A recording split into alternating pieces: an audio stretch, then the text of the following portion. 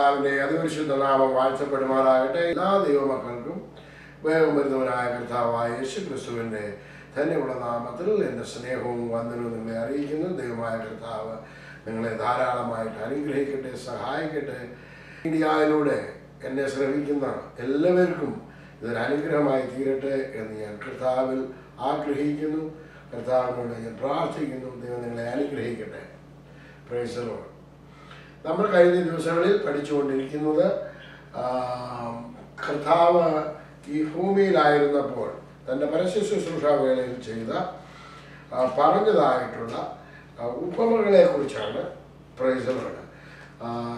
നമുക്ക് വിശുദ്ധ വചനത്തിലൂടെ കടന്നു ചെന്നാൽ 46 ഉപമകൾ യേശു കർത്താവ് പറഞ്ഞതായും 12 ഉപമകൾ പഴയ നിയമത്തിലും നമുക്ക് കാണുവാനായിട്ട് സാധിക്കും. യേശു കർത്താവ് പറഞ്ഞിട്ടുള്ളതായ ഉപമകൾ തിരുവെഴുത്തിലൂടെ ക്രോണോളജിക്കൽ ഓർഡറിലാണ് നമ്മൾ പഠിച്ചുകൊണ്ടിരിക്കുന്നത്. സ്തോത്രം.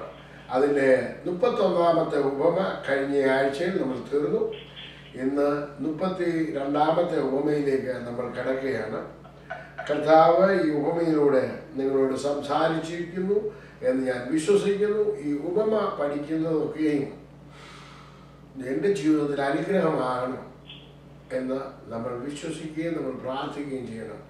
നമുക്ക് മത്തായിയുടെ സുവിശേഷം 28-ാം അധ്യായത്തിൻ്റെ 20ാമത്തെ വാക്യം, ഞാൻ നിങ്ങളോട് കൽപ്പിച്ചതൊക്കെയും പ്രമാണിപ്പാൻ തക്കവണ്ണം ഉപദേശിച്ചുകൊണ്ട് സകല ജാതികളെയും ശിഷ്യരാക്കുകയും.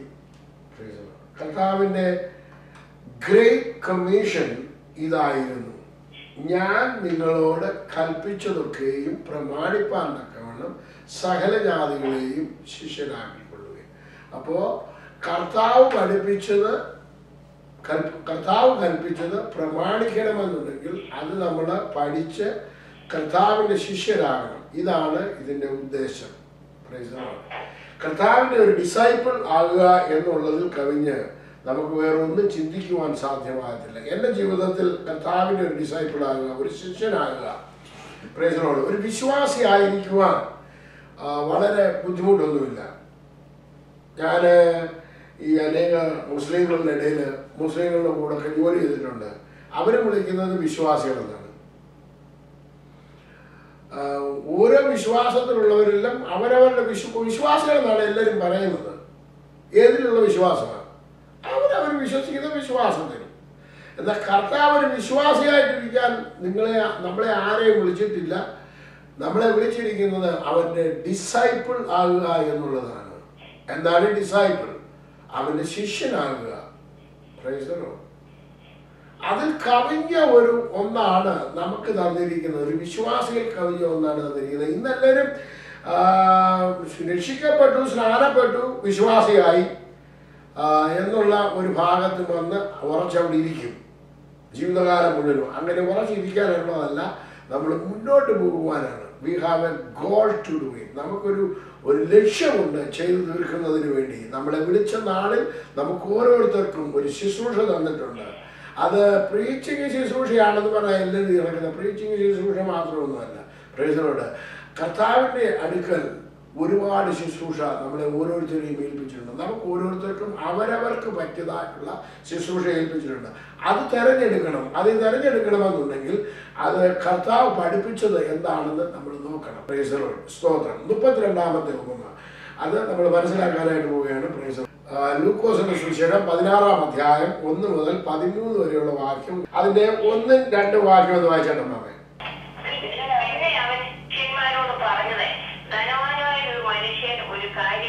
മനുഷ്യനെ ഒരു കാര്യവിചാരകൻ ഉണ്ടായിരുന്നു. അവൻ അവന്റെ വസ്തുവക നാനാവിധമാക്കുന്നു എന്ന് ചിലർ അവനെ കുറ്റം പറഞ്ഞു. അവൻ അവനെ വിളിച്ച്, നിന്നെ കൊണ്ട് ഈ കേൾക്കുന്നത് എന്ത്? നിന്റെ കാര്യവിചാരകത്തിന് കണക്ക് ഏൽപ്പിച്ചു തരിക. നീ ഇനി കാര്യവിചാരകനായി ഇരിപ്പാൻ പാടില്ല എന്ന് പറഞ്ഞു. നോക്കിക്കോട്ടെ, ഇത് ആരോടാണ് പറഞ്ഞതെന്നുള്ളത് ആദ്യം തന്നെ അവിടെ എഴുതിയിട്ടുണ്ട്. പിന്നെ അവൻ ശിഷ്യന്മാരോട് പറഞ്ഞത്. അതിൻ്റെ ബാക്കി ഭാഗത്തേക്ക് നമ്മൾ വരുന്നതിന് മുമ്പ് അതിൻ്റെ മറ്റുള്ള ഓഡിയൻസിനെ കൂടെ നമ്മൾ കാണാൻ പോവുകയാണ്. ഇനി 15-ാം അധ്യായത്തിൻ്റെ 1-2 വാക്യം കൂടെ വായിച്ചോട്ടെ. എല്ലാം അവന്റെ വചനം കേൾക്കാൻ അവന്റെ അടുക്കൽ വന്നു. അവൻ പാപികളെ കൈക്കൊണ്ട് അവരോടുകൂടി ഭക്ഷിക്കുന്നു എന്ന് പരീശന്മാരും ശാസ്ത്രിമാരും പറഞ്ഞ് തീർന്നു. കഴിഞ്ഞ ആഴ്ചയിൽ 15-ാം അധ്യായത്തിൽ നിന്നുള്ള 3 ഉപമകൾ ഞാൻ നിങ്ങളുമായി ഷെയർ ചെയ്യുവാനിടയായി തീർന്നു. ഓഡിയൻസിനെ നമ്മൾ എപ്പോഴും നോക്കിക്കോണം. ചുങ്കക്കാരും പാപികളോടുകൂടെ ഇവൻ ഭക്ഷണം കഴിക്കുന്നു എന്ന് പരീശന്മാര് വന്നിട്ട് എന്ത് ചെയ്തു? യേശുവിനെ കുറിച്ച് പിറുപിറുക്കുന്ന ഒരു കാര്യം നമ്മൾ കാണുന്നു. അത് കണ്ടപ്പോൾ യേശു പറഞ്ഞ ഉപമകളാണ് കാണാതെ പോയ 3 കാര്യങ്ങൾ. ഒന്ന്, കാണാതെ പോയ ആട്, കാണാതെ പോയ ബ്രഹ്മ, കാണാതെ പോയ അല്ലെന്നുണ്ടെങ്കിൽ മകൻ. കാണാതെ പോയെന്നല്ല അതിനകത്ത് പറയേണ്ടത്, നഷ്ടപ്പെട്ടു പോയ മകൻ അല്ലെങ്കിൽ സുബോധം നഷ്ടപ്പെട്ട മകൻ. ഇതാണ് ഞാൻ പറഞ്ഞത്. നമ്മുടെ ലോക്കൽ ലാംഗ്വേജിൽ മറ്റുള്ള ലോകത്തിലുള്ള സകല മനുഷ്യരും പറയുന്ന വേറൊരു വേടുണ്ട് അവനെ കുറിച്ച്, പ്രോഡിഗൽ സൺ അഥവാ മുടിയനായ പുത്രൻ. ഈ 3 ഉപമകളെ കുറിച്ച് വളരെ വിശദമായി പറയുവാനായിട്ട് കർത്താവിനെ സഹായിച്ചു. Price the Lord. എന്നാൽ ഇവിടെ നമ്മൾ പഠിക്കുന്നത് ഇത് വേറൊരു ഉപമയാണ്. അതേ ഓഡിയൻസ് അവിടെ ഉണ്ട്. അതേ സമയത്ത് തന്നെ ഈ ഓഡിയൻസിനോടല്ല ഇപ്പൊ സംസാരിക്കുന്നത്, ശിഷ്യന്മാരോടാണ്. നിങ്ങൾ ചിലപ്പോൾ പ്രസംഗിച്ചുകൊണ്ടിരിക്കുന്നുണ്ട്. നിങ്ങൾ നോക്കണം, അവരെ പ്രസംഗിച്ചുകൊണ്ട് ഓഡിയൻസിനോട് പ്രസംഗിച്ചുകൊണ്ടിരിക്കുമ്പോൾ തന്നെ ചിലപ്പോൾ തിരിഞ്ഞിട്ട് അവരുടെ പുറകിലിരിക്കുന്ന ദൈവദാസന്മാരോട് സംസാരിക്കുന്നത് നിങ്ങൾ കണ്ടിട്ടുണ്ട്. എന്താണെന്ന് ചോദിച്ചാൽ അത് ദൈവാത്മാവിൽ അപ്പോൾ ആ പ്രാസംഗികന് പ്രസംഗിച്ചുകൊണ്ടിരിക്കുന്ന ദൈവദാസന് പ്രേരണ ഉണ്ടായിട്ടാണ് തിരിഞ്ഞു നിന്ന് ഇവരോട് സംസാരിക്കുന്നത്. അപ്പൊ നമ്മൾ നോക്കണം, കർത്താവിന്റെ ശിഷ്യന്മാരോട് എങ്ങനെയാണ് സംസാരിക്കുന്നത് എന്നുള്ള ആ ഭാഗം നിങ്ങളുടെ ഹൃദയത്തിലേക്ക് കൊണ്ടുവരാനാണ് ഞാൻ ആ ഓഡിയൻസിനായി നിങ്ങൾക്ക് കാണിച്ചു തന്നത്. Price the Lord. ഇനി നോക്കണം, ധനവാനായ ഒരു മനുഷ്യന് ഒരു കാര്യവിചാരണ ഉണ്ടായിരുന്നു. കാര്യവിചാരണ എന്ന് പറഞ്ഞു കഴിഞ്ഞാൽ ഒരു മാനേജർ, ഒരു അല്ലാന്നുണ്ടെങ്കിൽ സ്റ്റുവേർഡ് എന്ന് ഇംഗ്ലീഷിൽ പറയുന്നു. ഒക്കെ നമ്മൾ ശ്രദ്ധിച്ചോണം. കാര്യവിചാരകൻ ഉണ്ടായിരുന്നു, കാര്യങ്ങളെ നോക്കി നടത്തുന്നവൻ. Price the Lord. ഇനി നമുക്ക് കാര്യവിചാരകനെ നമുക്ക് കാണാൻ സാധിക്കുന്നത് യോഹന്നാന്റെ സുവിശേഷത്തിനകത്ത് നമുക്ക് കാണാൻ സാധിക്കും. ഒരു യോഹന്നാന്റെ സുവിശേഷം 14-ാം അധ്യായത്തിലൂടെ നോക്കുകയും 14-ാം അധ്യായം അതിന്റെ 16-ാമത്തെ വാക്യം തോന്നുന്നു. 14, 15, 16 ഒന്ന് വായിച്ചാണ്.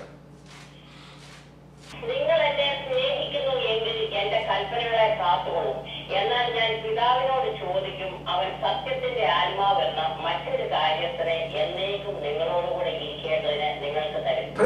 മറ്റൊരു കാര്യസ്ഥനെ, നിങ്ങൾ കാര്യസ്ഥൻ എന്ന് പറഞ്ഞു കഴിഞ്ഞു കഴിഞ്ഞാൽ നോക്കണം, ഒരു യജമാനന്റെ കാര്യാദികളെ നോക്കുന്നവൻ. അപ്പൊ പരിശുദ്ധാത്മാവിനെ എങ്ങനെയാണ് ചിത്രീകരിച്ചിരിക്കുന്നത്? ഒരു കാര്യസ്ഥനായിട്ടാണ് പറഞ്ഞിരിക്കുന്നത്. നമുക്ക് പരിശുദ്ധാത്മാവിനെ എണ്ണയായിട്ട് കാണാൻ സാധിക്കും, വെള്ളമായിട്ട് കാണാൻ സാധിക്കും, കാറ്റായിട്ട് കാണാൻ സാധിക്കും. പല രീതിയിൽ പരിശുദ്ധാത്മാവിനെ നമുക്ക് ഇൻട്രൊഡ്യൂസ് ചെയ്തിട്ടുണ്ട്. അപ്പോൾ ഇപ്പൊ യേശു കർത്താവ് നമുക്ക് ഇൻട്രൊഡ്യൂസ് ചെയ്തിരിക്കുന്നത് ഒരു കാര്യസ്ഥനാണ്, കാര്യാദികളെ നോക്കുന്നവൻ. അപ്പൊ നമ്മളെ കാര്യാദികളെ നോക്കുന്ന ഒരാൾ നമുക്കുണ്ട്. നമ്മളപ്പോൾ ആരാണ്? കാര്യാദികളെ നോക്കുന്ന ഒരാൾ നമുക്കുണ്ടെന്നുണ്ടെങ്കിൽ നമ്മൾ ആരാണ്? Thank you mama. അപ്പൊ നമ്മള് അങ്ങനെയാണ് കർത്താവ് നമ്മളെ കാണുന്നത്. ആ ഭാഗത്തേക്കല്ല ഞാൻ വരുന്നത്. ഇവിടെ വരുന്നത് ഒരു യജമാനന്, ഒരു ധനാഢ്യനായ മനുഷ്യന്, ഒരു ധനവാനായ മനുഷ്യന് ഒരു കാര്യവിചാരകനുണ്ടായിരുന്നു. ഈ കാര്യവിചാരകന്റെ ജോലി എന്താണെന്ന് ചോദിച്ചു കഴിഞ്ഞാൽ അവന്റെ വസ്തുവക നാനാവിധമാക്കുന്നു എന്ന് ചിലർ അവനെ പറ്റി കുറ്റാരോപണം പറയുന്നത് യജമാനൻ കേട്ട് കഴിഞ്ഞപ്പോ അവനെ വിളിപ്പിച്ചിട്ട് പറയാണ്, നിന്നെ കൊണ്ട് ഞാൻ നിന്നെ കുറിച്ച് ഞാൻ ഒത്തിരി കംപ്ലൈന്റ് കേൾക്കുന്നുണ്ട്. പക്ഷെന്നുണ്ടെങ്കിൽ ഞാനിപ്പോ ഒരു കാര്യം ചെയ്യാൻ പാടില്ല, നീ എന്നെ ഞാനത് വിശ്വസിക്കുന്നുണ്ട്. I am going to fire you. Praise the lord. ഞാൻ നിന്നെ ഇവിടുന്ന് പറഞ്ഞു വിടാൻ പോവുകയാണ്. അതുകൊണ്ട് നീ എന്റെ കണക്കുകളൊക്കെ ഇങ്ങോട്ട് തരാൻ പറഞ്ഞു. അപ്പൊ ഇവർ ജോലി നഷ്ടപ്പെടാൻ പോവുകയാണെന്നുള്ളത് തീർച്ചയാണ്. അവരിപ്പോ എത്ര മാസത്തേക്ക് അവധി കൊടുത്തേക്കുന്നത് അല്ലെന്നുണ്ടെങ്കിൽ ടൈം കൊടുത്തേക്കുന്നത് എത്ര നേരത്തേക്കാണെന്നുള്ളത് യേശു കർത്താവ് അവിടെ പറഞ്ഞിട്ടില്ല. അപ്പോൾ ഫയർ ചെയ്യാൻ പോകുന്നു, ജോലി നഷ്ടപ്പെടാൻ പോകുന്നു. നിങ്ങൾക്കറിയാം, ഒരാളെ ഫയർ ചെയ്യാൻ പോകുന്നു, അദ്ദേഹത്തിന് ഒരു ഉത്തരവാദിത്തമുള്ള ഒരു വ്യക്തിയാകുന്നുണ്ടെങ്കിൽ എങ്ങനെ ഫയർ ചെയ്യണമെന്ന് വെച്ച് കഴിഞ്ഞാൽ അവൻ്റെ കണക്കുകൾ അവനെ കൊണ്ട് ഏൽപ്പിക്കണം, യജമാനെ കൊണ്ട് ഏൽപ്പിക്കണം. ഇവിടുത്തെ ഫയറിങ് പോലെയല്ല. ഇവിടുത്തെ ആണെന്നുണ്ടെങ്കിൽ ഒറ്റയടിക്കാണ് ജോലിക്കാരെ പറഞ്ഞു വിടുന്നത്. എന്നാൽ ജോലിക്കാരെ എങ്ങനെ പറഞ്ഞു വിടാൻ സാധിക്കും? എന്നാൽ അതിൻ്റെ ഉത്തരവാദിത്തപ്പെട്ടവരെ ഒറ്റയടിക്ക് പറഞ്ഞു വിടാൻ പറ്റുന്നില്ല. അവൻ ഒരുപാട് കണക്ഷനും കാര്യങ്ങളും ഒക്കെ ഉണ്ട്. അതിൻ്റെ കണക്കുകളൊക്കെ മേശപ്പുറത്ത് കിട്ടണം. അത് കഴിഞ്ഞതിന് ശേഷമേ അവനെ പറഞ്ഞു വിടാൻ പറ്റത്തുള്ളൂ. അതാണ് നമ്മൾ മനസ്സിലാക്കിക്കണം. നമ്മളൊരു സാധാരണ ജോലിക്കാരെ ഫയർ ചെയ്തപ്പോൾ അവനെ ഒന്നും നോക്കിയില്ല, അവൻ അങ്ങോട്ട് കണക്ക് കൊടുക്കുകയായിരുന്നു ചെയ്യുന്നത് യജമാനന്മാരെ. എന്നാൽ ഇവിടെ അങ്ങനെയല്ല, യജമാനന് ഇവൻ കണക്ക് കൊടുക്കണം. കാരണം he have A responsible job. Okay, അപ്പോൾ അങ്ങനെയുള്ള ഒരു കാര്യമാണെന്ന് മനസ്സിലാക്കി. അതിന് മൂന്നാമത്തെ വാക്യം വായിച്ചാണ് അമ്മ. ലൂക്കോസ് 16:3. ഞാൻ എന്ത് ചെയ്യേണ്ടു? യജമാനൻ കാര്യവിചാരകത്തിൽ നിന്ന് എന്നെ നീക്കുവാൻ പോകുന്നു. കിളപ്പാൻ എനിക്ക് പ്രാപ്തിയില്ല, ഇരപ്പാൻ ഞാൻ നാണിക്കുന്നു. ജോലി നഷ്ടപ്പെടുമെന്ന് കണ്ടു കഴിഞ്ഞപ്പോൾ ഇവൻ ആരെ തന്നെ നോക്കി? ഇവനെ തന്നെ ഒന്ന് നോക്കി, ഇവന്റെ സിറ്റുവേഷൻ ഒന്ന് നോക്കി. ഇതുവരെയും അവൻ അവന്റെ സിറ്റുവേഷനെ കുറിച്ച് ചിന്തിച്ചിട്ടില്ല. ഇവന്റെ ജീവിതത്തെ കുറിച്ചോ ഇവന്റെ സാഹചര്യത്തെ കുറിച്ചോ ഇവൻ ചിന്തിച്ചിട്ടില്ല. അപ്പോൾ ഇവൻ ജോലി ചെയ്തുകൊണ്ടിരുന്ന കാലയളവ് വരെയും എന്തിനാണ് ആശ്രയിച്ചിരുന്നത്? ഇവരിലേക്ക് നോക്കിയായിരുന്നോ? ഇല്ല, ഇവൻ ഇവരിലേക്ക് നോക്കിയെന്ന് ഇതിനകത്ത് മനസ്സിലാക്കാൻ സാധിക്കുന്നില്ല. ഇവന്റെ അവസ്ഥ എന്തായിത്തീരും? ഇവൻ ഭാവിയെ കുറിച്ച് ചിന്തിച്ചോ? ഇല്ല, ഒരു ഭാവിയെ കുറിച്ച് ചിന്തിച്ചില്ല. ഇവന്റെ ജീവിതം എങ്ങനെയെങ്കിലും ഞാൻ പണ്ട് ബോംബെയിലായിരുന്നപ്പോ ഒരു സിനിമ ഇറങ്ങി. ആ സിനിമയ്ക്കകത്ത് പാട്ട് ഇങ്ങനെയായിരുന്നു, കൽ ക്യാ ഹോഗാ കിസ്കോ പത്താ അഭി സിന്ദഗി കാ ലേ ലോ മജ. നാളെ എന്ത് സംഭവിക്കും എന്ന് ആർക്കറിയാം? ഇപ്പൊ തിന്നു കുടിച്ച് സന്തോഷിച്ച് അങ്ങ് ജീവിക്കുക. അതായിരുന്നു ആ സിനിമയിലെ പാട്ട്. അപ്പൊ ആ പാട്ട് ബോംബെയില് ഒരു കൊച്ചു കുഞ്ഞുങ്ങൾ മുതൽ വലിയ പ്രായമുള്ളവർക്ക് വരെ അറിയാവുന്ന. അപ്പൊ അവരെല്ലാം മനുഷ്യരെല്ലാം ചിന്തിക്കുന്നത് എന്തായിരുന്നു? സിനിമയാണ് ഇന്നത്തെ ലോകത്തിലെ മനുഷ്യനെ പഠിപ്പിക്കുന്ന ഒരു ഭാഗം. മനുഷ്യനെ നയിച്ചുകൊണ്ടിരിക്കുന്നത് അതാണ് സിനിമാ ലോകമാണ്. അപ്പോൾ നമ്മൾ നോക്കിക്കോണം, അന്ന് ഞാൻ ചിന്തിച്ചതും കൽക്കാ ഹോഗ കിസ്കോ പത്ത്, ആർക്കറിയാം നാളെ എന്ത് സംഭവിക്കുമെന്ന്? ഇന്ന് നാളെ എന്ത് സംഭവിക്കും? നാളെ ഈ ലോകാവസാനം, അല്ല ഞാൻ ഈ ലോകത്തിൽ നിന്ന് മാറ്റപ്പെടും, ഒന്നും അറിയത്തില്ല. അപ്പോൾ ഇന്ന് ഞാൻ തിന്നു കുടിച്ച് ജീവിക്കുക. അപ്പൊ ഇവന്റെ അവസ്ഥ ഇതായിരുന്നു എന്ന് നമ്മൾ നോക്കിക്കോണം. ഇനി അടുത്ത ഭാഗം 4-ാമത്തെ വാക്യം വായിച്ചു. എന്നെ കാര്യവിചാരത്തിൽ നിന്ന് നീക്കിയാൽ അവർ എന്നെ തങ്ങളുടെ വീടുകളിൽ ചേർത്ത് കൊള്ളുവാൻ തക്കവണ്ണം ഞാൻ ചെയ്യേണ്ടത് എന്ത് എന്ന് എനിക്ക് അറിയാമെന്ന് ഉള്ളുകൊണ്ട് പറഞ്ഞു. അപ്പോൾ നിങ്ങൾ നോക്കിക്കോണം, ഇതിനകത്ത് പ്രധാനപ്പെട്ട ചില കാര്യങ്ങൾ നിങ്ങളുടെ മുന്നോട്ട് എടുത്തു വെക്കാൻ പോവാണ്. 3-4 വാക്യങ്ങൾ നിങ്ങൾ വളരെ ഗൗരവമായി നിങ്ങൾ വായിച്ചു നോക്കണം. അത് 3-4 കൂടെ ചേർത്ത് വായിച്ചു പോകണം. വായിച്ചു പോകല്ല, നിങ്ങൾ വായിക്കുമ്പോൾ നിങ്ങൾക്ക് മനസ്സിലായില്ല എന്നുണ്ടെങ്കിൽ, നിങ്ങളുടെ ഹൃദയത്തോട് ദൈവാത്മാവ് സംസാരിക്കുന്നുണ്ടെങ്കിൽ വേറൊരാളെ കൊണ്ട് വായിപ്പിച്ചിട്ട് നിങ്ങൾ കേൾക്കണം. ഓക്കെ, ഇത് ദൈവാത്മാവ് നമ്മളോട് സംസാരിക്കണം. ഇവ പറയുന്ന ചില കാര്യങ്ങൾ നിങ്ങൾ ശ്രദ്ധിച്ചോണം. അതിനകത്ത് ഒന്ന്, എന്നെ കാര്യവിചാരകത്തിൽ നിന്ന് നീക്കുവാൻ പോകുന്നു. അപ്പൊ അവൻ അറിയാവുന്ന ഒറ്റ കാര്യമുണ്ട്, I am going to be jobless man. എനിക്ക് ജോലി ഇല്ലാത്ത ഒരു മനുഷ്യനാകുന്നു. ഇനി അടുത്ത സ്റ്റെപ്പ് എന്ത് ചെയ്യണം? എനിക്കൊരു ജോലി വേണം. എന്ത് ജോലിയാണ് ഞാൻ ചെയ്യേണ്ടത്? പോയി കിളയ്ക്കാൻ എന്നെ കൊണ്ട് പറ്റത്തില്ല. ഇനിയും ഞാൻ ചെയ്തുകൊണ്ടിരുന്ന ഒരു ജോലി വേറൊരാളെ എനിക്ക് തരാൻ പോകുന്നില്ല, വേറൊരു കമ്പനിക്കാരൻ എനിക്ക് തരാൻ പോകുന്നില്ല. കാരണം I have A bad reputation. I have A bad reputation. എന്നെ കുറിച്ചൊരു ബാഡ് റെപ്യൂട്ടേഷൻ ആണ് ഇന്ന് ആ സമൂഹത്തിനുള്ളത്. അതുകൊണ്ട് എനിക്ക് ഇതേമാതിരി ഒരു ജോലി, ഈ സ്റ്റാൻഡേർഡിലുള്ള ഒരു ജോലി എനിക്ക് ഇനി ലഭിക്കത്തില്ല. എന്നാൽ താഴെ പോയി ജോലി ചെയ്യാന്ന് കഴിഞ്ഞാൽ എനിക്ക് കിളയ്ക്കുവാൻ പോയിട്ടൊന്നും പറ്റത്തില്ല. അതിനുള്ള ആരോഗ്യം എനിക്കില്ല. അപ്പൊ ഇവന് ഇച്ചിരി പ്രായമായുള്ള മനുഷ്യനാണെന്ന് മനസ്സിലാക്കിക്കോണം, ചെറുപ്പക്കാരനല്ല. ഓക്കെ, ഇനി അടുത്തത് ഇവനെ കുറിച്ച് പറയുന്നത്, ഇവൻ പറയുന്നത് എനിക്ക് ഇരപ്പാൻ ഞാൻ നാണിക്കുന്നു. അപ്പോൾ ഒരു ബഹറായിട്ട് ജീവിക്കാൻ ജീവിക്കാൻ. അപ്പൊ എന്ന് പറഞ്ഞു കഴിഞ്ഞാൽ അതിന്റെ അർത്ഥം ഞാൻ മനസ്സിലാക്കുന്നത് ഇപ്രകാരമാണ്: അവന്റെ ബാങ്ക് ബാലൻസ് മൈനസ് ആണ്, അല്ലെന്നുള്ള സീറോയാണ്. ഇരപ്പാൻ ഞാൻ നാണിക്കുന്നു, ഈ കിളപ്പാൻ ഞാൻ എനിക്ക് പ്രാപ്തിയില്ല, ഇരപ്പാൻ ഞാൻ നാണിക്കുന്നു എന്ന് പറഞ്ഞു കഴിഞ്ഞാൽ അവന് ബാങ്ക് ബാലൻസ് ഇല്ല, സീറോ ബാങ്ക് ബാലൻസ്. അപ്പൊ അവന്റെ ബാങ്കിൽ ഒന്നുമില്ല. അപ്പൊ ഇത്രയും കാലം ഇവൻ ജീവിച്ചിരുന്നു, നാനാവിധമാക്കി എന്ന് പറഞ്ഞ പണമല്ല ഇവിടെ പോയി. ഇവൻ എന്ത് ചെയ്തു? ഇനി അടുത്ത ഭാഗം നോക്കി, 4-ാമത്തെ വാക്യത്തിൽ പറയുന്നു, എന്നെ കാര്യവിചാരത്തിൽ നീക്കിയാൽ അവർ എന്നെ തങ്ങളുടെ വീടുകളിൽ ചേർത്തുകൊള്ളുവാൻ തക്കവണ്ണം ഞാൻ എന്ത് ചെയ്യേണ്ടു എന്ന് എനിക്കറിയാം എന്ന് ഉള്ളുകൊണ്ട് പറഞ്ഞു. അപ്പൊ നിങ്ങൾ ആത്മാർത്ഥമായി ചിന്തിച്ചു നോക്കിയാൽ ഞാൻ മനസ്സിലാക്കുന്നത് ആ വചനത്തിനകത്തിലൂടെ ഇവന് സ്വന്തമായി ഒരു വീട് പോലുമില്ല. നോക്കണം, എന്നെ അവരുടെ വീടുകളിൽ ചേർത്തുകൊള്ളുവാൻ തക്കവണ്ണം ഞാൻ എന്ത് ചെയ്യുന്നു. അപ്പൊ ഇവൻ എന്താണ്?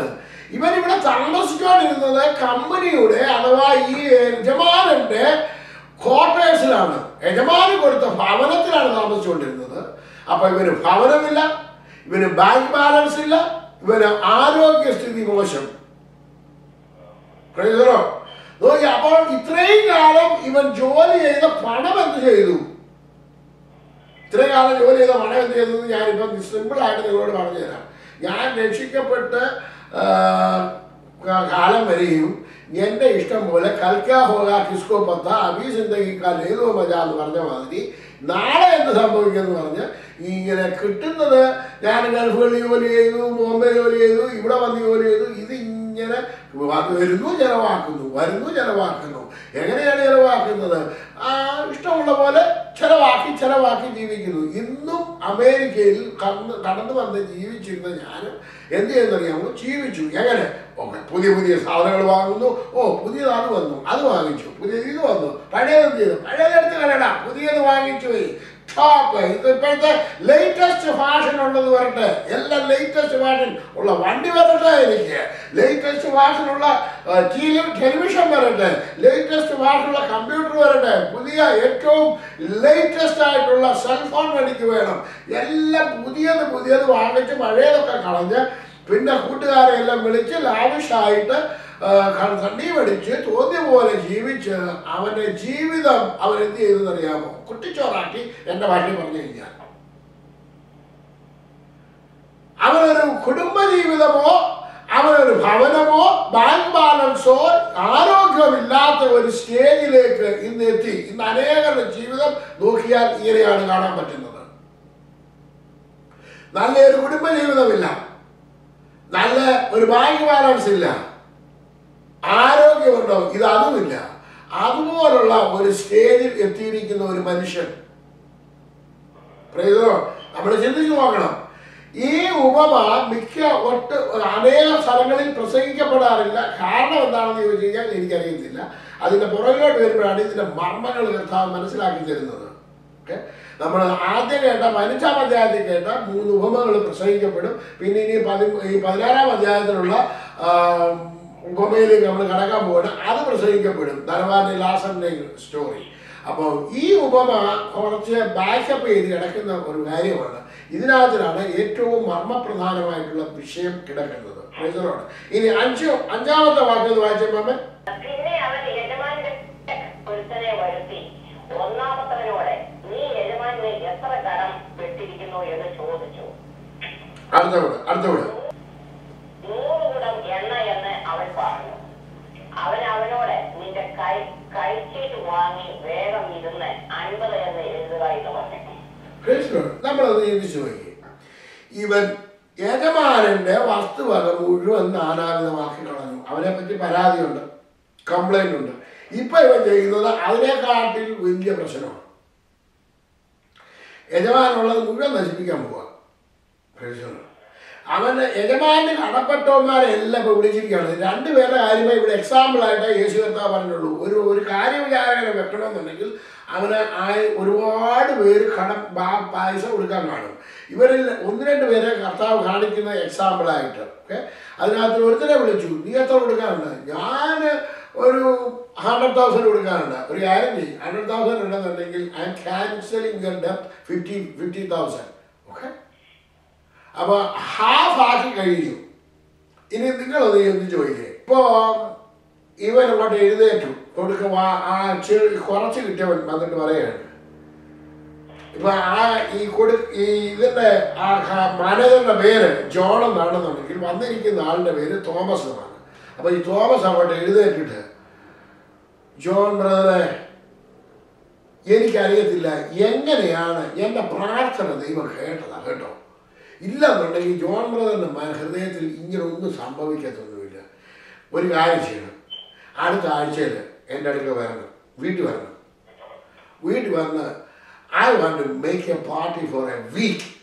വീട്ടിൽ വന്ന് താമസിക്കണം. ഓക്കെ, അവൻ ഇപ്പൊ ഇവന്റെ സ്നേഹിതനായി കഴിഞ്ഞു. ഇവരെ വീട്ടിൽ ക്ഷണിച്ചു കഴിഞ്ഞു. അടുത്ത ആളെ നോക്കിക്കണം, 80 വര. അതിനുശേഷം മറ്റൊരുത്തരെ വിളിച്ചു, നീ എത്ര കടപ്പെട്ടിരിക്കുന്നതെന്ന് ചോദിച്ചു.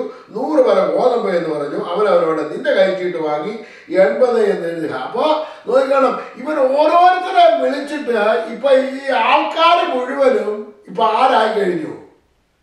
ഇവന്റെ ഫ്രണ്ട്സ് ആയി കഴിഞ്ഞു. ഇവന്റെ ഫ്രണ്ട്സ് ആയി കഴിഞ്ഞു.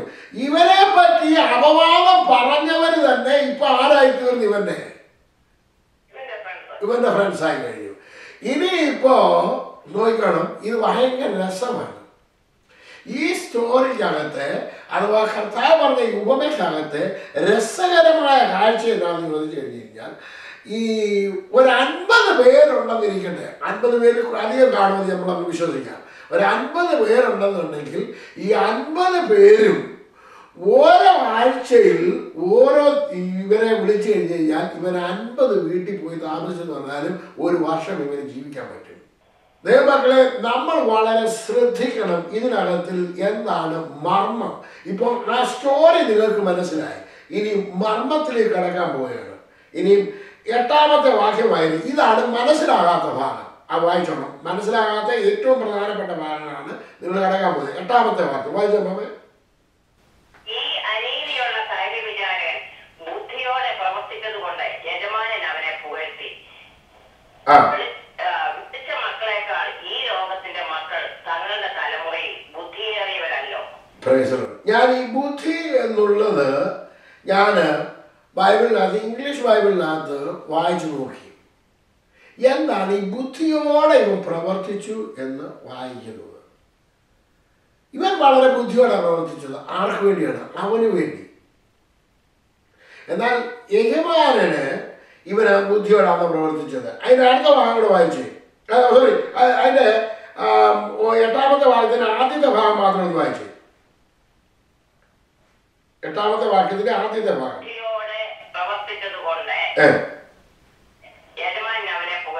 വാ, ഇതെന്താ മനസ്സിലാകുന്നില്ല? ഇവൻ ബുദ്ധിയോടെ പ്രവർത്തിച്ചത് കൊണ്ട് യജമാനൻ അവനെ പുകഴ്ത്തി. ഇതിന് 2-3 ഇന്റർപ്രിട്ടേഷൻ ഞാൻ തരാം. പക്ഷെന്നുണ്ടെങ്കിൽ ആ 2-3 ഇന്റർപ്രിട്ടേഷൻ നമുക്ക് ആവശ്യമില്ല തൽക്കാലം. ബുദ്ധിയോടെ എന്നുള്ള വാക്ക് നിങ്ങൾ ഇംഗ്ലീഷിൽ ബൈബിളിനകത്ത് നോക്കണം. ഷ്രൂഡ്ലി എന്നാണ് എഴുതിയിരിക്കുന്നത്. SHERWDLY. ഷ്രൂഡ്ലി, ഷ്രൂഡ് എന്നൊക്കെയാണ് എഴുതിയിരിക്കുന്നത്. നോക്കണം. അതിന്റെ അർത്ഥം നമ്മുടെ മലയാളം ഇംഗ്ലീഷ് ഡിക്ഷണറിക്കകത്ത് ഞാൻ നോക്കിയാണ്. ഒന്ന്, ഷ്രൂഡ് എന്നുള്ളതിൻ്റെ കുശാഗ്രബുദ്ധിയായ, മർമ്മഭേദകമായ, ദുർഘടമായ, തീവ്രമായ, കൗശലമുള്ള, തന്ത്രമുള്ള എന്നുള്ള അർത്ഥങ്ങളാണ് കാണുന്നത്. ഷ്രൂഡ്ലി എന്നുള്ളതിൻ്റെ ബുദ്ധിചാതുര്യം, വിവേകം, കൗശലം, നൈപുണ്യം. ഓക്കെ, നിങ്ങൾക്ക് ഇതിനകത്തിൽ എടുക്കാം ഏതെങ്കിലും ഒരു ഭാഗം. ഓക്കെ, കുശാഗ്രബുദ്ധിയായ, ബുദ്ധിയോടെ, കുശാഗ്രബുദ്ധിയോടെ. എന്താണ് ഇവൻ കുശാഗ്രബുദ്ധി കാണിച്ചത്? അല്ലെന്നുണ്ടെ തീവ്രമായ കൗശല ബുദ്ധിയോടെ. ഇപ്പം യജമാനന്റെ കടക്കാർ, യജമാനന്റെ ബിസിനസ്സുകാർ മുഴുവൻ ഇപ്പൊ ആരുടെ കയ്യിലായെന്നറിയോ? ഇവന്റെ കയ്യിലായി. ഇവരെ ഇപ്പോ യജമാനൻ പറഞ്ഞു വിട്ട് കഴിഞ്ഞു കഴിഞ്ഞാൽ എന്ത് സംഭവിക്കും? യജമാനന്റെ ബിസിനസ് മുഴുവൻ പൊളിയും. ഇവൻ പണ്ട് ചെയ്തതിലും അധികം പ്രശ്നമായിട്ട് മാറും. നോക്കണം, യജമാനന്റെ നഷ്ടം വന്നതല്ല, ഓവർലോസ് നഷ്ടപ്പെടുത്തിയപ്പോഴും യജമാൻ ഇവരോട് പറയാണ്, നീ വളരെ ബുദ്ധിയോടാണ് പെരുമാറിയത്, അതുകൊണ്ട് ഇനി നിന്നെ പറഞ്ഞു വിടാൻ പറ്റത്തില്ല, ഇനി നീ എൻ്റെ കൂടെ ജോലി ചെയ്തേ പറ്റത്തുള്ളൂ. അപ്പോൾ യജമാനന് ഇപ്പൊ വന്നിട്ട് പണ്ടുണ്ടായ നഷ്ടത്തെക്കാട്ടിൽ അധികം നഷ്ടത്തിലേക്ക് കൊണ്ടുവന്നപ്പോഴും യജമാൻ ഇവനെ അഭിനന്ദിക്കുകയാണ് ചെയ്യുന്നത്. കാരണം നീ ഇപ്പോഴാണ് ബുദ്ധിയോടെ ചെയ്തേക്കുന്നത്. എന്താണ് ബുദ്ധി? നീ മറ്റുള്ളവരെ നിന്റെ സ്നേഹിതനാക്കി കഴിഞ്ഞു. ലോകത്തിലുള്ള മനുഷ്യരെ നിന്റെ സ്നേഹിതനാക്കി കഴിഞ്ഞു. ഇനിയിപ്പം എനിക്ക് ബിസിനസ് ചെയ്ത് കൂടുതൽ സമ്പാദിക്കാൻ സാധിക്കുമെന്ന് യജമാനന് മനസ്സിലായി. കാരണം ഇപ്പോൾ എനിക്ക് കൂടുതൽ ബിസിനസ്സിലേക്ക്, കാരണം എപ്പോഴും ബിസിനസ്സുകാർ നോക്കുന്നത് അല്പം നഷ്ടം മാത്രമല്ല, അവരധികം ലാഭത്തിലേക്കും അവർ മുന്നോട്ടാണ് നോക്കുന്നത്. ഇപ്പോൾ സംഭവിച്ചിരിക്കുന്ന പ്രശ്നത്തെ അല്ല അവർ നോക്കുന്നത്, എനിക്ക് ഫ്യൂച്ചറിൽ എങ്ങനെ ലഭിക്കും എന്നുള്ളതാണ്. അപ്പൊ ഫ്യൂച്ചറിനെ പറ്റി ആർക്ക് ബോധമുണ്ടെന്നറിയാമോ? ഈ യജമാനന് ബോധമുണ്ട്. എന്നാൽ ഇവന് ഫ്യൂച്ചറിനെ പറ്റി എന്തില്ലായിരുന്നു നേരത്തെ? ബോധമില്ല. ഇന്ന് അനേകം ഫ്യൂച്ചറിനെ പറ്റിയല്ലേ, എങ്ങനെയും ഒക്കെ ജീവിച്ചാൽ മതി. അവിടെ പോയാലും ദൈവമില്ല, ഇവിടെ പോയാലും ദൈവമില്ല, എങ്ങനെയും ഒക്കെ ജീവിച്ചാൽ മതി. അങ്ങനല്ല, നമ്മൾ ഫ്യൂച്ചറിനെ പറ്റി ചിന്തിക്കണം, ഭാവിയെ കുറിച്ച് ചിന്തിക്കണം. ഇന്ന് ഞാൻ മരിച്ചാൽ ഞാൻ എവിടെ ആയിരിക്കും എന്നുള്ളതിനെ കുറിച്ച് ചിന്തിക്കണം. ഇനി നോക്കാം, അതിന്റെ അടുത്ത ഭാഗങ്ങളാണ് ഇതിന്റെ മർമ്മങ്ങൾ വരാനായിട്ട് പോകുന്നത്. ഇനി 9-ാമത്തെ വാക്യം, അനീതിയുള്ള മാമോനെ കൊണ്ട് അതിന്റെ 8-ാമത്തെ ഭാഗത്തിന്റെ പകുതി ഭാഗം, വെളിച്ച മക്കളെക്കാൾ ഈ ലോകത്തിന്റെ മക്കൾ തങ്ങളുടെ തലമുറയിൽ ബുദ്ധിയുള്ളവരല്ലയോ? Praise the Lord. വെളിച്ച മക്കളെക്കാൾ, അപ്പോൾ നമ്മളെക്കാട്ടിലും ഈ ലോകത്തിന്റെ മക്കൾ എങ്ങനെയുള്ളവരാണെന്ന് അറിയാമോ? ബുദ്ധിയുള്ളവരാണ്. കർത്താവ് പറഞ്ഞ് കമ്പാരിസൺ ചെയ്തേക്കുന്നത് ലോകത്തിലുള്ളവര് ദൈവമക്കളെക്കാട്ടി ബുദ്ധിയുള്ള. ഇനിയിപ്പോ ഞാൻ വേറൊരു ഉദാഹരണം നിങ്ങൾക്ക് പറഞ്ഞുതരാം. മുമ്പേ കർത്താവിനാഥം പറഞ്ഞു പാപം. ഞാൻ ഏറ്റവും കൂടുതൽ പഠിപ്പിക്കുന്നതാണ് പാപത്തെ കുറിച്ച്. പാപം, ഏതെങ്കിലും ഒരു പാപം ചെയ്യണമെന്നുണ്ടെങ്കിൽ you have to pay the price. ഏത് പാപത്തിനും നിങ്ങൾ പ്രൈസ് കൊടുക്കേണ്ടി വരും. എന്നാൽ യേശുവിനോടുകൂടെ നടക്കുന്നവന് പ്രൈസ് കൊടുക്കുകയല്ല ചെയ്യുന്നത്, ഇങ്ങോട്ട് വരികയാണ് ചെയ്യുന്നത്. Praise the lord. ഒരു പാപം ചെയ്യണമെന്നുണ്ടെങ്കിൽ you have to pay the price. ഞാൻ എൻ്റെ ജീവിതത്തിൽ പാപം ചെയ്ത് അങ്ങോട്ട് കൊടുത്തിട്ടുള്ള മനുഷ്യനാണ്. ഇപ്പൊ എനിക്ക് അങ്ങോട്ട് കൊടുക്കാനല്ല എനിക്ക് ആവശ്യം, ബുദ്ധിയോടെ പെരുമാറിയാൽ എനിക്ക് എങ്ങനെ ലഭിക്കും എന്നുള്ളതാണ് ഞാൻ നോക്കുന്നത്. കാരണം ബുദ്ധിയോടുള്ളവൻ എന്ത് ചെയ്യുമെന്നറിയാമോ? എനിക്ക് എങ്ങനെ ലാഭം ഉണ്ടാക്കാൻ സാധിക്കുമെന്ന് നോക്കണം. എൻ്റെ ജീവിതം കൊണ്ട് എനിക്ക് ലാഭം ഉണ്ടാക്കുവാൻ അതിനെന്താണ് മാർഗം? എടാ, ഉള്ളവന്റെ പുറകെ പോകണം. ഉള്ളവൻ ആരാണ്? സകലമുള്ളവൻ യേശു കർത്താവാണ്. അവന്റെ പുറകെ പോയാൽ എനിക്ക് ഇങ്ങോട്ട് ലഭിക്കും. ഞാൻ പാപത്തിന്റെ പുറകെ പോയാൽ എനിക്ക് അങ്ങോട്ട് നഷ്ടമാണുള്ളത്. അപ്പൊ ഏതാണ് പറയാണ്? അപ്പൊ ഇനി നിങ്ങൾ ചിന്തിച്ചു നോക്കണം, ഈ വെളിച്ച മക്കളെക്കാൾ ഈ ലോകത്തിന്റെ മക്കൾ ബുദ്ധിയുള്ളവരാണ്. പ്രയോജനമാണ്. ഏതിനാണ് നീ ബുദ്ധി കൊടുക്കുന്നത്, ബുദ്ധി പ്രവർത്തിക്കുന്നത്? ഓ, ഞാൻ ഒത്തിരി സമ്പാദിക്കും. നീ സമ്പാദിക്കാനല്ല പോകേണ്ടത്. കാരണം സമ്പാദ്യം ഉള്ളവന്റെ പുറകെ പോകണം, നിനക്ക് ഇങ്ങോട്ട് സമ്പാദ്യം വരും. ഇതാണ് നമ്മൾ അറിഞ്ഞിരിക്കേണ്ടത്. ഒരു ഭാഗം ഞാൻ ആ ഭാഗത്തുനിന്ന് പറയുന്നുള്ളത് പാപത്തെ കുറിച്ച് വളരെ തീവ്രമായി പറഞ്ഞപ്പോൾ ഞാൻ അതിനെക്കുറിച്ച് ഒന്ന് മെൻഷൻ ചെയ്തെന്നുള്ളതേ ഉള്ളൂ. ഇനി നോക്കണം, അനീതിയുള്ള പാപങ്ങളെ കൊണ്ട് സ്നേഹിതന്മാരെ ഉണ്ടാക്കിക്കൊള്ളുകയും എന്ന് ഞാൻ നിങ്ങളോട് പറയുന്നു. Price the Lord. നിങ്ങളുടെ കയ്യിൽ ഡോളർ ഉണ്ടെന്നുണ്ടെങ്കിൽ ഒരു ഡോളർ എടുത്ത് കയ്യിൽ വെച്ചാണ്. എന്നിട്ട് നിങ്ങൾ അത് വളരെ അത്യാവശ്യമാണ്. ഇപ്പം നിങ്ങളുടെ കയ്യിൽ ഡോളർ ഉണ്ടെന്നുണ്ടെങ്കിൽ, ഇല്ലാന്നുണ്ടെന്നുണ്ടെങ്കിൽ ഒരു പേപ്പറിന്റെ കഷ്ണമായാലും പിടിച്ചു വെച്ചിട്ട് നിങ്ങൾ നോക്കണം. പ്രയോജനമുണ്ട്. അനീതിയുള്ള മാമോൻ എന്ന് പറഞ്ഞു കഴിഞ്ഞാൽ നീതിയായിട്ട്, മാമോൻ എന്ന് പറഞ്ഞ വാക്കിന്റെ അർത്ഥം നമ്മൾ അറിഞ്ഞിരിക്കണം. മാമോൻ എന്ന് പറഞ്ഞു കഴിഞ്ഞാൽ പണ്ട് കാലത്ത് രണ്ട് ദൈവങ്ങളുണ്ടായി. ഇവര് പണത്തിനെ വിളിക്കുന്നത് മാമോൻ എന്നായിരുന്നു. എന്ന് പറഞ്ഞു കഴിഞ്ഞാൽ ആ സമയത്ത് ഒരു ദൈവത്തെ പോലെയാണ് അവർ കരുതിയിരുന്നത്. ഇന്നും അങ്ങനെ തന്നെയാണ് നമ്മുടെ ഇന്ത്യയിൽ. Price the Lord.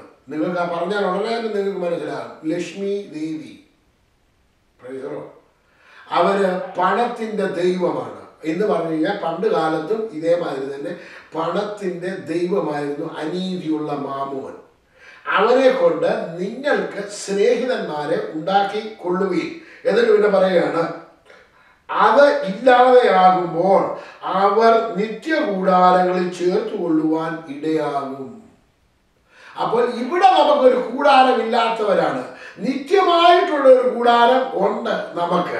അപ്പോൾ ഇവിടെ നമുക്ക് കൂടാരമില്ലാത്തവരാണ്, നിത്യമായിട്ടുള്ള ഒരു കൂടാരമുണ്ട്. ആ കൂടാരത്തിൽ എനിക്ക് ഇടം കിട്ടണമെന്നുണ്ടെങ്കിൽ ഞാൻ ചില ഫ്രണ്ട്സിനെ ഉണ്ടാക്കണം. എങ്ങനെയാണ് ഫ്രണ്ട്സിനെ ഉണ്ടാക്കുന്നത്? ഇവിടെ മുഴുവനും ചെലവാക്കി തിന്നു വളരെ ബുദ്ധിമുട്ടി ദശാംശം കൊടുത്തൊക്കെ ജീവിക്കുന്നത്. അതുകൊണ്ടൊന്നുമല്ല. കർത്താവ് പറയുന്നത് എന്താണെന്നറിയാമോ? നിന്റെ കയ്യിലുള്ള പണം കൊണ്ട് നീ സ്നേഹിതന്മാരെ ഉണ്ടാക്കണം എന്ന് പറഞ്ഞു കഴിഞ്ഞാൽ മറ്റുള്ളവരെ സുവിശേഷം അറിയിക്കുന്നതിന് വേണ്ടി നിന്റെ പണം ചെലവഴിച്ച് സുവിശേഷം അറിയിച്ച് അനേകരെ ദൈവസന്നിധി കൊണ്ടുവരുമ്പോൾ അവിടെ ചെല്ലുമ്പോൾ പറയാം, അയ്യോ ഇത് അമ്മാമ എല്ലിയോ, ഇത് ശോശാമ്മാമ എല്ലിയോ വരുന്നത്. അന്ന് അമേരിക്കയിൽ നിന്ന് കിട്ടിയ $10 കൊണ്ടായിരുന്നു ഞങ്ങളുടെ ഈ കാര്യങ്ങളൊക്കെ നടന്ന്. അവർ സുവിശേഷം അറിയിച്ച് ഞങ്ങൾ ഈ ദൈവഭാഗത്ത് വന്ന്. അന്ന് അമ്മാമ അയച്ചു തന്ന $50 അല്ല, അന്ന് കുഞ്ഞമ്മാമ അയച്ചു തന്ന $1 അല്ലെന്നുണ്ടെങ്കിൽ അന്ന് പാസ്റ്റർ ജേക്കബ് അയച്ചു തന്നായിരുന്നു, അല്ലെന്നുണ്ടെങ്കിൽ ബാബുബ്രദർ തന്ന അതുകൊണ്ടായിരുന്നു എനിക്ക് ഇന്ന് ദൈവസന്നിധിയിൽ ഇവിടെ വരാനുള്ളത്. എൻ്റെ വീട്ടിൽ കിടക്കാതെ ഇനി അങ്ങോട്ട് പോകണ്ട. നിത്യകൂടാരത്തിൽ ചെല്ലുമ്പോൾ എന്ന് പറഞ്ഞാൽ നിത്യതയിൽ ചെല്ലുമ്പോൾ അനേക വാസസ്ഥലങ്ങളുണ്ട്. പ്രൈസലോട്. ആ വാസസ്ഥലങ്ങളിലേക്ക് ചെല്ലുമ്പോൾ ദൈവവൈതലെ നീ ഇതുവരെ കണ്ടിട്ടില്ലാത്ത ചിലരെ കാണുവാൻ ഇടയായിത്തീരും. അവർ പറയും, സഹോദര സഹോദരി ദൈവദാസനെ, അന്ന് നിങ്ങൾ എനിക്ക് വേണ്ടി ചെയ്തതായിരുന്നു ഞാൻ ഇവിടെ വരുവാൻ കാരണമായി തീർന്നത്. നിങ്ങൾ ആ ദൈവദാസന് വണ്ടി വാങ്ങിച്ചു കൊടുത്തുകൊണ്ടായിരുന്നു ആ ദൈവദാസൻ എൻ്റെ കൂടെ എൻ്റെ ഭവനത്തിൽ വന്നെത്തുവാനും എന്നോട് സുവിശേഷം അറിയിക്കുവാനും ഇടയായി തീർന്നത്. എനിക്ക് ഇങ്ങനെ വരുവാൻ ഇടയായി തീർന്നത്. നിത്യകൂടാരത്തിൽ ഇടമുണ്ടാകണം. Praise the Lord. ഒന്നുകൂടെ വായിക്കാം. അമ്മാമ ആ ഭാഗം ഒന്ന് വായിച്ചോട്ടെ. അനീതിയുള്ള മാമോനെ കൊണ്ട് നിങ്ങൾക്ക് സ്നേഹിതന്മാരെ ഉണ്ടാക്കിക്കൊള്ളുവിൻ എന്ന് ഞാൻ നിങ്ങളോട് പറയുന്നു. അത് ഇല്ലാതെയാവുമ്പോൾ അവൻ നിത്യകൂടാരങ്ങളിൽ നിങ്ങളെ ചേർത്ത് കൊള്ളുവാൻ ഇടയാകും. Praise the Lord. അത് ഇല്ലാതെയാകുമ്പോൾ എല്ലാ മനുഷ്യരുടെയും ജീവിതത്തിൽ ഇതില്ലാതെയാകുന്ന ഒരു സമയമുണ്ട്. നിങ്ങൾ ഏത് മനുഷ്യനും എത്ര വലിയ പണക്കാരനൊക്കെ ഇതില്ലാതെ, അഥവാ ഇത് ഉണ്ടെങ്കിൽ തന്നെയും ഒരു പ്രയോജനവും ഇല്ലാതെ അവിടെ ഒരു യുവിക്കത്തേ ഉള്ളൂ. യാതൊരു പ്രയോജനവും ഇല്ലാതെ അവിടെ ഇരിക്കും. Price the Lord. സ്തോത്രം. അത് പണ്ട് ഞാനൊരു സ്റ്റോറി കേട്ടിട്ടുണ്ട്, നിങ്ങളൊക്കെ കേട്ടിട്ടുള്ളതാണ്. ഒരു യാചകൻ മരിച്ചു. അവനെ ഇംഗ്ലണ്ടിലോ അമേരിക്കയിലോ കണ്ടായിരുന്നു. അത് നിങ്ങളെ പല ദൈവദാസന്മാർ ഇംഗ്ലണ്ടിലാണെന്നും അമേരിക്കയിലാണെന്നും പറഞ്ഞു കേട്ടിട്ടുണ്ട്. ഒടുവിൽ അവനെ അടക്കാൻ ചെന്ന് കഴിഞ്ഞാൽ കേരളത്തിൽ കഴിഞ്ഞിടയ്ക്ക് നടന്നെന്ന് പറയുന്നത് കേട്ടു. ഒടുവിൽ അവൻ്റെ ശവം എടുത്തുകൊണ്ട് പോയി അവൻ്റെ പാണ്ടക്കെട്ടെല്ലാം പരിശോധിച്ച് നോക്കിയിട്ട് $10,000 പൗണ്ടോ രൂപയോ ഒക്കെ അവൻ്റെ പോക്കറ്റിലുണ്ടായിരുന്നു. പക്ഷെ തുടങ്ങി അവൻ ജീവിച്ചത് മുഴുവൻ യാചകനായിട്ടായിരുന്നു. എന്ന് പറഞ്ഞ മാതിരി രോഗത്തിൽ അടിമപ്പെട്ട് അവൻ ജീവിച്ച് മരിച്ചു, പ്രയോജനമില്ലാത്തവനായി തീർന്നു. എന്ന് പറഞ്ഞ മാതിരി ഇന്ന് അനേകർ പണം സമ്പാദിച്ച് ഇന്ന് ഒത്തിരി പേര് കൂട്ടുന്നുണ്ട്. പക്ഷേ ഈ പണത്തിന് ചെയ്യാൻ പറ്റാത്ത ഒരുപാട് കാര്യങ്ങളുണ്ട്. പണത്തിന് എല്ലാ കാര്യങ്ങളും ചെയ്യാൻ പറ്റത്തില്ല. Praise the Lord. ഓർത്തുകൊള്ളണം. ഇനി അടുത്ത മർമ്മത്തിലേക്ക് കിടക്കാൻ പോകണം. 10ാമത്തെ വാക്യം. അത്യല്പത്തിൽ വിശ്വസ്തനായവൻ അധികത്തിലും വിശ്വസ്തൻ, അത്യല്പത്തിൽ നീതി കെട്ടവൻ അധികത്തിലും നീതി കെട്ടവൻ. Praise the Lord. അത്യല്പം എന്ന് പറഞ്ഞു കഴിഞ്ഞാൽ ഈ പണം എടുത്തിട്ട് നിങ്ങളുടെ കയ്യിൽ നിൽക്കുന്ന ഡോളറിനെ നോക്കി പറയണം, അത്യല്പത്തിൽ വിശ്വസ്തൻ, അധികത്തിൽ വിചാരകൻ. അപ്പോൾ ഇത് അത്യല്പം എന്ന് പറഞ്ഞു കഴിഞ്ഞാൽ ഏറ്റവും ലീസ്റ്റ് എന്നാണ് ഇംഗ്ലീഷിൽ അത്യല്പം എന്ന് പറഞ്ഞു കഴിഞ്ഞാൽ. അപ്പൊ നമുക്കിതെല്ലാം എന്താണെന്ന് അറിയാം, ഡോളർ എന്ന് പറഞ്ഞു കഴിഞ്ഞാൽ ഏറ്റവും വലുതായിട്ടാണ് എല്ലാവരും കാണുന്നത്, ഏറ്റവും വലുതായിട്ടാണ് മനുഷ്യർ കാണുന്നത്. പക്ഷെ കർത്താവ് നോക്കുമ്പോൾ ഏറ്റവും ലീസ്റ്റാണ്. Price the Lord. നിന്റെ ജീവിതത്തിൽ ഏതാണ് വലുത്? കർത്താവിന്റെ വചനവും കർത്താവുമാണോ വലുത്, അതോ പണമാണോ വലുത്? Price the Lord. കർത്താവ് കാണുന്നത് അത്യല്പത്തിൽ വിശ്വസിക്കുന്ന. എല്ലാവരും ഏതിലാണ് വിശ്വസ്തരായിട്ടിരിക്കുന്നത്? അതിനകത്തിൽ വിശ്വസ്തരല്ല. അത് കൊടുക്ക വാങ്ങലിൽ വിശ്വസ്തരല്ല. അത്യല്പത്തിൽ വിശ്വസ്തന്, അധികത്തിലും എന്താണ്? അത്യല്പത്തിൽ വിശ്വസ്തൻ. അടുത്തത് നോക്കിക്കണം. അത്യല്പത്തിൽ വിശ്വസ്തനായവൻ അധികത്തിലും, അത്യല്പത്തിൽ നീതി കെട്ടവൻ അധികത്തിലും നീതി കെട്ടവൻ. നിന്റെ പ്രാർത്ഥനയ്ക്ക് എന്താ മറുപടി കിട്ടാത്തത് അറിയാമോ? നീ നീതി കെട്ടവനായവണ്ട. പണ്ട് പ്രാർത്ഥനയ്ക്ക് എന്താ രോഗസൗഖ്യം ഉണ്ടാകത്ത്? നീ അത്യല്പത്തിൽ വിശ്വസ്തനായിരുന്നോ? നിന്റെ കയ്യിൽ അത്യല്പത്തിൽ നീതി ഉണ്ടായിരുന്നോ? ഇല്ല. അതൊക്കെ മറന്നുപോയി. കഴിഞ്ഞ ദിവസം ഒരാൾ എന്നെ വിളിച്ചിട്ട് പറഞ്ഞ് പ്രാർത്ഥിക്കണം. ഞാൻ ചോദിച്ചു ചർച്ചിൽ പോകുന്നുണ്ട്, വല്ലപ്പോഴും ഒക്കെ പോകുന്നുണ്ട്. ഞാൻ ചോദിച്ചു ദശാംശം കൊടുക്കുന്നുണ്ട്, ബന്ധുക്കോസുകാരനാ. അത് ഭാഷയുടെ ദശാംശം ഒന്നും കൊടുക്കുന്നില്ല, വല്ലപ്പോഴും കുറച്ച് വെള്ളം പോയി ചേടും. അപ്പൊ അത്യല്പത്തിൽ നീതിയുള്ളവനാണോ? പിന്നെ ആടെ കയ്യിലെ കിടക്കുന്ന നിയമം. 11-ാമത്തെ വാക്യം വായിച്ചേ. നിങ്ങൾ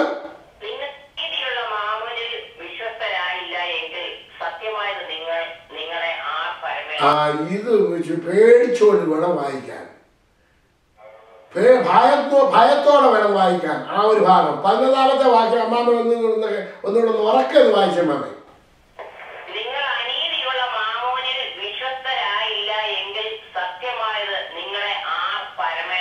എന്നതാ സത്യമായത്? കർത്താവ് പറയുന്നത് സത്യമായത് തിരുവചനമാണ്, സത്യമായത് ഞാനാണ്, സത്യമായത് എന്റെ പ്രവർത്തികളാണ്. ഇത് നിങ്ങളെ ആര് തരും? അനീതിയുള്ള മാമോനിൽ നിങ്ങൾ എന്തോ ആയില്ല. അപ്പൊ പിന്നെ സത്യമായത് ദൈവത്തിന്റെ പ്രവൃത്തി സത്യമായതാണ്. അത് നിങ്ങൾക്ക് കിട്ടുമോ? ചിന്തിച്ചു നോക്കുക. പണത്തിൽ വിശ്വസ്തത ഇല്ല എന്നുണ്ടെങ്കിൽ സത്യമായത് ലഭിക്കത്തില്ല. കർത്താവ് കറക്റ്റായിട്ട് പറഞ്ഞു കഴിഞ്ഞു. ഇന്ന് അനേകർക്ക് വിടുതലും അനേകർ പ്രാർത്ഥിച്ചാൽ വിടുതൽ കിട്ടാത്തതെന്ന് അറിയാമോ? അനേകര് പ്രാർത്ഥിച്ചാൽ അവർ ആ പണത്തിൽ അവർ വിശ്വസ്തരല്ല, പണവിഷയ ഇടപാടിൽ വിശ്വസ്തരല്ല. അതുകൊണ്ട് അവർ പ്രാർത്ഥിച്ചാലും എന്ത് നടക്കത്തില്ല, സത്യമായത് കിട്ടത്തില്ല. ഇത്രയുള്ള കാര്യം. ഇനി 12-ാമത്തെ വാക്യം വായിച്ചു.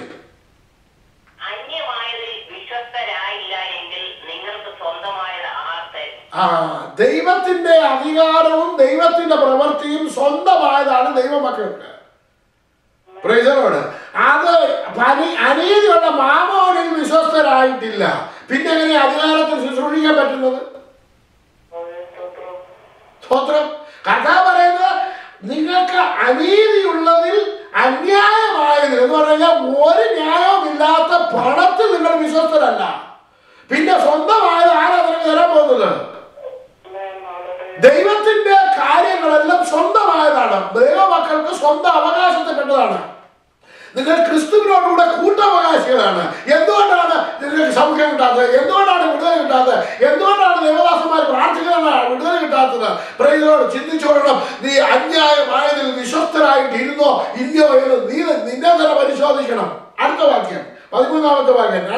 രണ്ട് യജമാനന്മാരെ സേവിപ്പാൻ ആർക്കും അവൻ ഒരുവനെ പകച്ച് മറ്റവനെ സ്നേഹിക്കും, അല്ലെങ്കിൽ ഒരുവനോട് പറ്റിച്ചേർന്ന് മറ്റവനെ നിരസിക്കും. നിങ്ങൾക്ക് ദൈവത്തെയും മാമോനെയും സേവിപ്പാൻ കഴിയില്ല. ഇത് നമുക്ക് എല്ലാവർക്കും അറിയാം. പക്ഷെ ഇതിന്റെ അടുത്ത ഭാഗം വായിക്കുന്നുണ്ട്, 14-ാമത്തെ വാക്യം വായിക്കുന്നുണ്ട്. നിങ്ങൾക്ക് മനസ്സിലാവും എന്തുകൊണ്ടാണ് ഇത് പ്രസംഗിക്കപ്പെടാത്തതെന്ന്. വായിച്ചു 14-ാമത്തെ വാക്യം. ഇതൊക്കെയും ദിവ്യാഗ്രഹികളായ പരീശന്മാർ കേട്ട് അവനെ പരിഹസിച്ചു. എന്തുകൊണ്ടാണ് ഇത് പ്രസംഗിക്കപ്പെടാത്തത്? ഇപ്പൊ മനസ്സിലായില്ല. ഇത് പ്രസംഗിച്ചാൽ സത്യങ്ങൾ ചിലത് വെളിയിൽ വരും. നമുക്ക് സത്യം പ്രവർത്തിക്കാൻ പറ്റത്തില്ല, അതുകൊണ്ട് ഇത് പ്രസംഗിക്കാനും പറ്റത്തില്ല. ഇപ്പൊ ഇത് മനസ്സിലാവുന്നത് ഞാൻ ദൈവത്തെ ഓർമ്മപ്പെടുത്തുന്നു.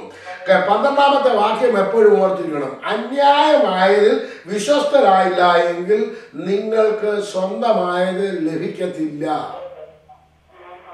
നിങ്ങൾക്ക് സ്വന്തമായത് എന്തൊക്കെയാണ്? ദൈവത്തിന്റെ സകല ആത്മീയ വിഷയങ്ങളും അത് നിങ്ങൾക്ക് സ്വന്തമായതാണ്. അത് ലഭിക്കണമെന്ന് ആഗ്രഹിക്കുന്നവര് അന്യായമായ പണത്തിൽ വിശ്വസ്തരായിരിക്കണം, വാക്കിൽ വിശ്വസ്തരായിരിക്കണം. വിശ്വസ്തത നമുക്ക് കൂടെ കൊണ്ട് നടക്കണം. അതായിരിക്കണം നമ്മുടെ പ്രവൃത്തി. അതിൽ വിശ്വസ്തയോടെ പ്രവർത്തിക്കാൻ ദൈവം നിങ്ങളെ സഹായിക്കട്ടെ എന്ന് പറഞ്ഞുകൊണ്ട് സ്തോത്രം. ഈ ഉപമ ഞാനിവിടെ അവസാനിപ്പിക്കുകയാണ്. ദൈവം നിങ്ങളെ അനുഗ്രഹിക്കുകയും സഹായിക്കുകയും ചെയ്യട്ടെ. വസ്തുവക നാനാവിധമാക്കുന്ന കാര്യവിചാരകൻ എന്നുള്ളതായിരുന്നു ഈ ഉപമയുടെ ഹെഡിങ്. വസ്തുവക നാനാവിധമാക്കുന്ന കാര്യവിചാരകൻ. Praise the Lord. ഈ ഉപമ നിങ്ങൾക്ക് മനസ്സിലായെന്ന് ഞാൻ വിശ്വസിക്കുന്നു. ഞാൻ പറഞ്ഞാൽ ഈ ഉപമ പഠിപ്പിക്കാൻ അല്പം സമയമെടുക്കും. അതുകൊണ്ടാണ് ഇത്രയും